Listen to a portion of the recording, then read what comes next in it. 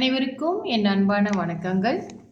இன்றைய பதிவில் நம்ம புதன் 7ஆம் இடத்தில் இருந்தால் நம்ம ஜாதகத்தில், அதாவது லக்கணத்தில் இருந்து 7ஆம் இடம், அது கலஸ்திரஸ்தானம். பொதுவாக அது திருமணத்திற்கான விஷயங்களை பற்றி தெரிந்து கொள்ளும் இடம். அந்த இடத்திலே புதன் இருந்தால் அவர்களுக்கு அந்த ஜாதகருக்கு நற்குணங்கள் மிக்கவராக இருப்பார்கள்,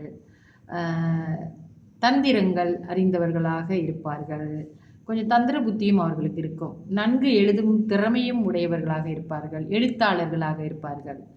இளமையிலே அனைத்தும், அதாவது எந்த காரியம் எடுத்தாலும் இளமை காலத்திலே அவங்களுக்கு எல்லாத்துலேயும் வெற்றி கிடைக்கும்.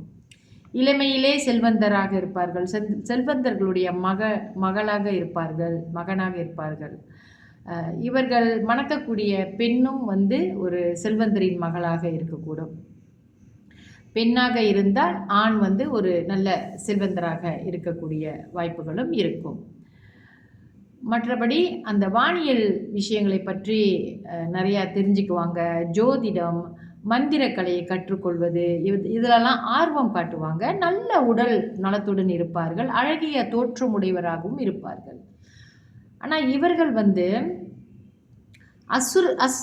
அசுப கிரகங்களால் பார்க்கப்பட்டால், அல்லது அந்த புதன் பலம் இல்லாமல் இருப்பது, பகை பெற்றோ அல்லது நீச்சம் பெற்றோ இருக்கும் பொழுது இவர்களுக்கு குறுக்கு புத்தி இருக்கும், ஏமாற்றும் குணமும் இருக்கும். இவர்கள் பொதுவாகவே இவர்களுக்கு சொந்தத்திலே மனைவி அல்லது கணவன் அமையக்கூடிய